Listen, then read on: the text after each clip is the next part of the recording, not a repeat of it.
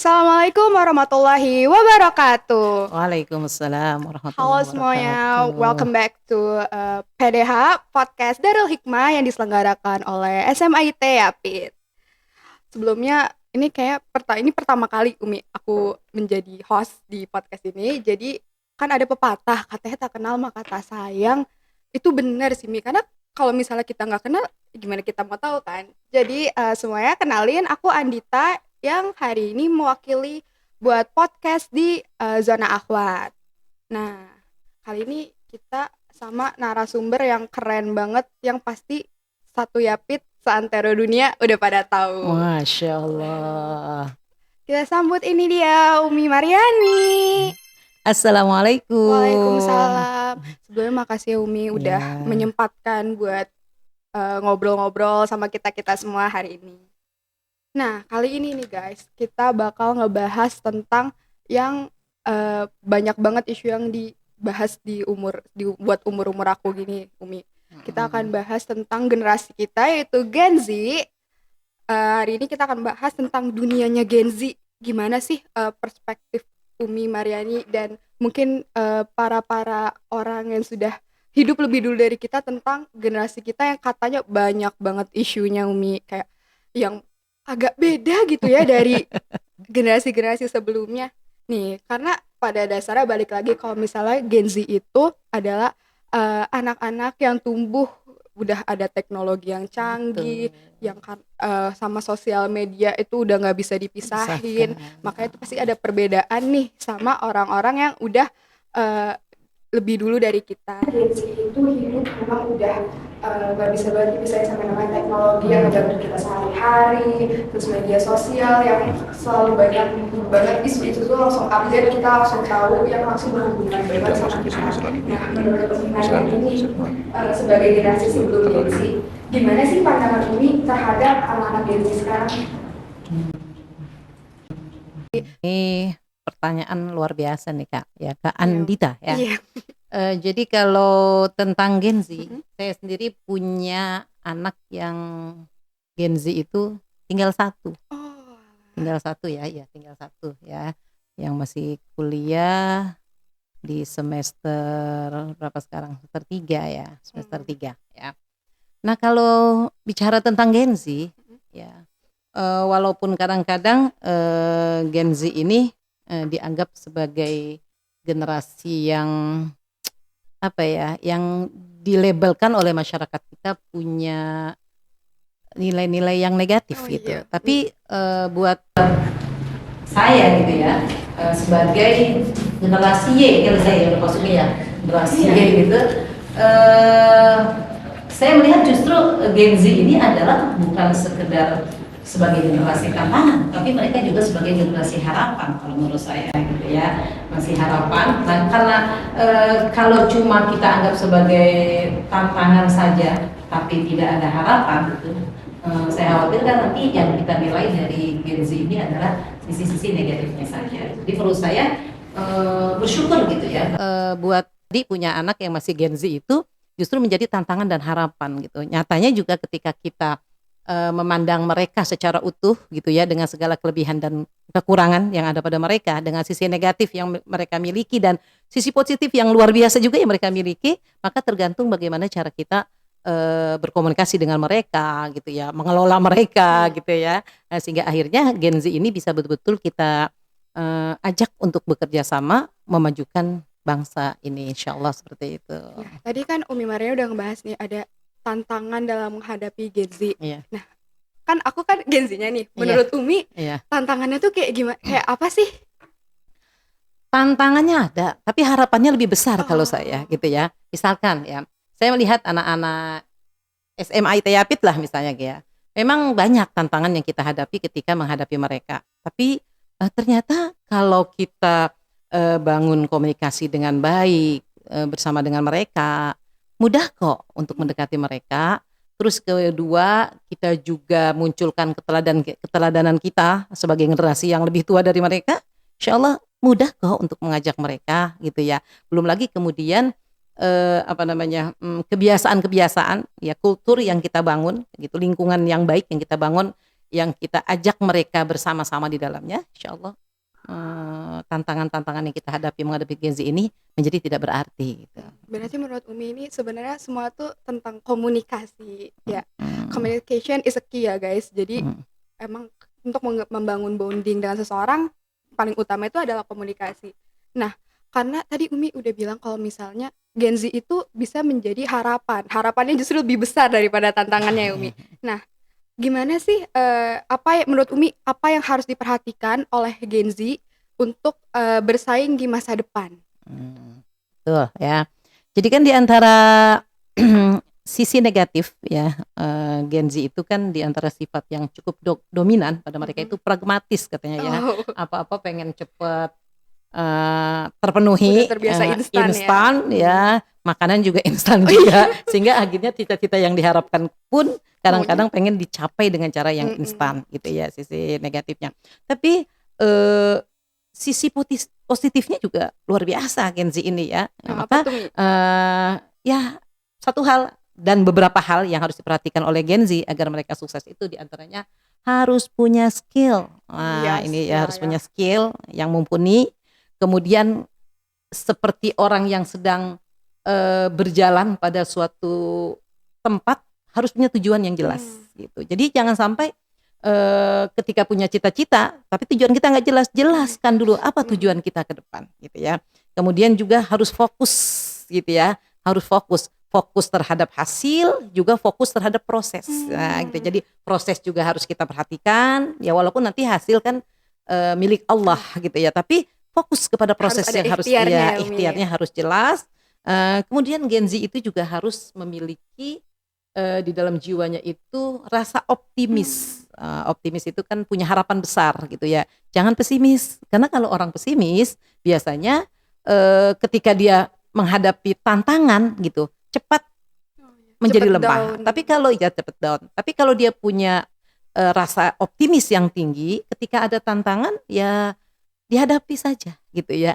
Bahkan tantangan itu akan menjadi berat atau tidak kan berawal dari bagaimana cara kita memandang tantangan tersebut. Berarti emang Gen Z itu yang harus dipupuk itu mentalnya ya, Mi, ya. Mental, Mentalnya betul. harus kuat. Mentalnya Nggak harus boleh kuat. Dikit-dikit, aduh udah nggak bisa deh, nggak bisa. Kayak harus optimis banget nih guys. Iya, harus optimis, betul. Nah, berarti salah satu kebiasaan buruk Gen Z itu gampang di-spread ya Umi, gampang down.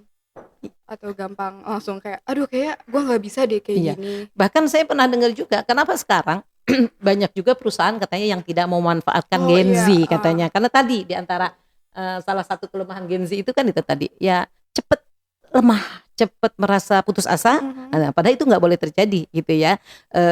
Lah sehingga kalau kemudian misalkan perusahaan lebih senang memanfaatkan generasi-generasi milenial kayak gitu ya, maka diharap nanti kita khawatirkan Gen Z ini tidak dimanfaatkan gitu ya. Kenapa tadi dengan adanya karakter yang dominan pada diri mereka itu cepat merasa putus asa dan lemah. Maka bangun optimis kita ya, optimisme kita, kemudian tunjukkan bahwa Gen Z ini bisa memberikan sesuatu yang positif pada orang lain seperti itu. Berarti ini tuh sebenarnya ada sangkut pautnya nggak sih menurut Umi sama Gen Z itu udah ketergantungan banget sama teknologi yang serba instan. Jadi kalau misalnya dia nggak dapet di hari itu, di saat itu yang dia inginkan, dia langsung nggak deh, gue nggak bisa. Iya benar. Jadi sebenarnya memang saat ini kan tidak bisa kita pungkiri ya, bukan hanya Gen Z, mungkin sekarang generasi yang di atas Gen Z juga ya dengan teknologi itu butuh sama gitu ya. Kayak saya lah, saya kan generasi tua gitu, generasi Y ya gitu ya. Itu ya sama teknologi juga nggak bisa kita lepas 100%. Apalagi ini Gen Z itu kan mungkin terlahir udah langsung kena ada, teknologi gitu ya. Kalau generasi-generasi di atasnya kan mereka masih bisa melihat sesuatu yang tidak sekedar dilihat dari teknologi gitu ya. Nah, maka teknologi ini kita manfaatkan sebaik-baiknya, dan teknologi ini justru harusnya dijadikan alat untuk kemajuan gitu ya. Karena mau nggak mau sekarang kan nggak bisa kita terlepas dari itu. Tinggal bagaimana kemudian apa yang kita lihat saat ini, yang kita rasakan saat ini, sesuatu yang berkaitan dengan kehidupan kita saat ini seperti teknologi ini harus betul-betul dimanfaatkan oleh Gen Z ini untuk menuju kepada kesuksesan, bukan kemudian teknologi ini menjadikan kita semakin tidak berada pada dunia nyata, adanya pada dunia maya Maya, saja. Nah, hanya nah ini dunia penting fana. nih. Nah ini nih tentang bicara dunia nyata, dunia maya ini ya. Jadi walaupun kita sudah begitu kuat dengan teknologi gitu ya, jangan sampai hidup kita ada dunia maya gitu. Karena ternyata kita ada gitu sebagian besar kehidupan kita ini seharusnya ada pada dunia nyata. Jadi Seperti itu Kak. harus lebih ngelihat di real life-nya ya Ya Umi ya. betul, seperti itu gitu ya. Jadi nggak bisa satu hari 24 jam itu kemudian kita Cuma berada di ngelihat yang ada di depan, iya gitu. cuma Harusnya berhayal kayak betul. kayaknya aku bisa deh kayak orang ada di FYP ini. Iya gitu. Kayaknya aku bisa deh, kayaknya bisa. Tapi kalau yang di VIP itu positif sih nggak apa-apa Iya, gitu ya. Nah, tinggal bagaimana kemudian mencapainya itu harus betul dengan sungguh-sungguh seperti Oke, itu. berarti ini udah dari tadi Umi Mariani bilang kalau misalnya sebenarnya Gen Z itu adalah treasures, Gen Z itu adalah harta yang sebenarnya tuh tentang gimana pinter-pinternya kita buat mengolah potensi-potensi yang ada di diri kita sehingga kita akan menjadi orang yang bright in the future ya Umi ya. Nah, tapi ini ada pertanyaan. Sebenarnya ini the last question, but it's the last but not least ya Umi. Ini yang paling penting sebenarnya dari semua yang dari tadi kita omongin itu adalah gimana sih Umi cara membangun akidah dan akhlak Islami untuk Gen Z yang hidup di masa yang kata orang sih sulit untuk melakukan hal-hal yang tetap lurus dengan agama gitu. Ya. Oh iya, berat nih pertanyaannya ya. Oke. Berat tapi penting memang. Hmm. Jadi gini, modal hidup seorang muslim Gen Z ataupun non Gen Z gitu ya. Pertama adalah dia harus berilmu. Nah, ini penting modal itu. Sebelum ilmu bahkan iman dulu. Pertama iman. Nah, ini penting. Iman inilah yang menjadi modal utama kita dalam kehidupan ini. Karena iman inilah nanti yang akan menghantarkan keselamatan kita dari dunia sampai akhirat. Kemudian yang kedua setelah iman adalah ilmu. Ya, kalau kita berbicara ilmu sudah barang tentu ya bukan hanya sekedar ilmu-ilmu syar'i ya, tapi juga di dalamnya termasuk dalam ilmu-ilmu kauni gitu, nggak ada perbedaan gitu ya. Jadi Gen Z ini harus menguasai ilmu-ilmu baik yang berkaitan dengan ilmu-ilmu agama, ya, karena ini penting sekali gitu ya, ataupun ilmu-ilmu umum gitu ya. Nah yang kedua ilmu inilah yang tidak boleh kita pisahkan, ya keduanya harus kita kuasai gitu ya.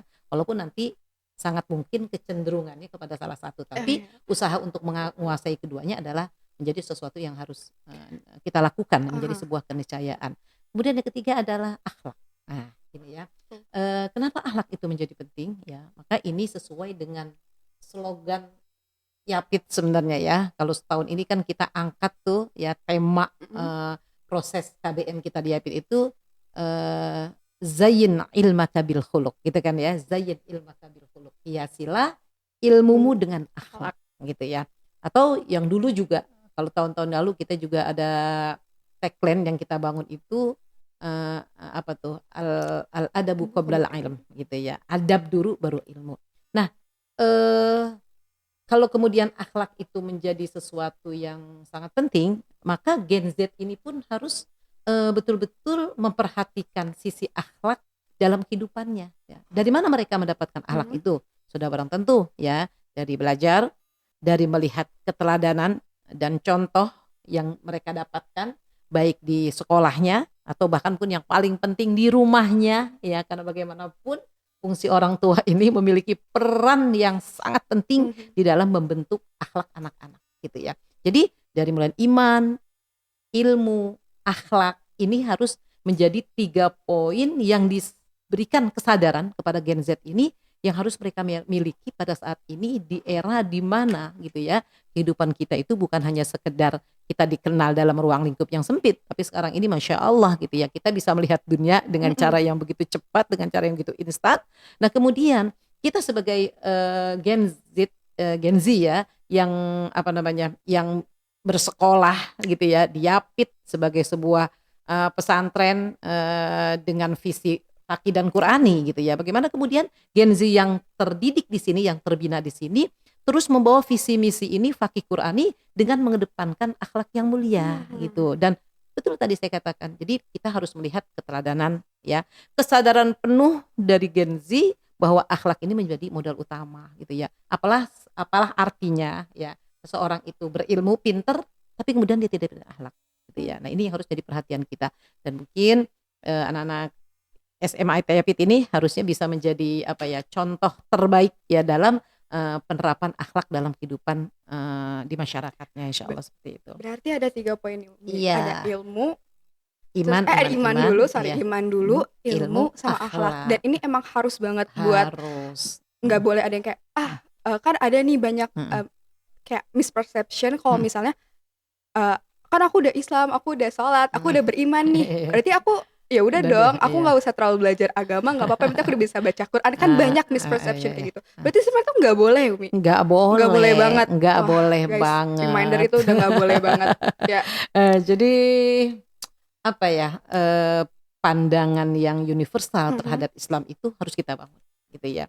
Karena beragama itu bukan sekedar kaitannya dengan hanya hubungan kita dengan Allah dalam ibadah mahdoh ya. Beragama itu adalah meliput seluruh hubungan kita, baik yang berkaitan dengan Allah ataupun hubungan kita dengan sesama manusia. Dan itu ketika bicara hubungan sama manusia, maka akhlak menjadi modal utama untuk adanya hubungan yang harmoni di antara sesama kita. Iya, benar banget. Sumi, terima kasih banget nih sebelumnya. Aku sebagai Gen Z di sini juga kayak mendapat banyak banget pencerahan dari Umi, kayak ternyata selama ini tuh aku juga ada salahnya nih dalam menjadi anak Gen Z, kayak yang harus udah kita mulai pelan-pelan buat mengurangi itu ya Umi ya, kesalahan-kesalahan yang ada. Karena sebenarnya kita nggak sempurna guys, we're not perfect, but we can try to be perfect ya kan Umi. Nah Umi, aku mau ngucapin terima kasih lagi, jazakillahu khair Umi atas waktu dan ilmu yang udah disampaikan buat kita semua. Ya, terima kasih Umi. Ya, sama-sama Kakak Andita. Semoga yang Umi sampaikan tadi bermanfaat untuk Kakak dan siapapun orang yang melihat podcast kita. Dan kita sekarang udah di ending nih Umi. Padahal tadi seru banget ya ngobrol-ngobrolin tentang Gen Z, tapi kita sepertinya sudahan dulu Umi. Ntar kita lanjut lagi. Jadi terima kasih buat kalian semua yang udah nonton podcast kita, and don't forget to follow kita juga biar tahu-tahu sama semua podcast PDA yang keren banget ini. Ya. Oke, dan nantiin podcast kita selanjutnya. See you on top and bye-bye. Assalamualaikum warahmatullahi wabarakatuh.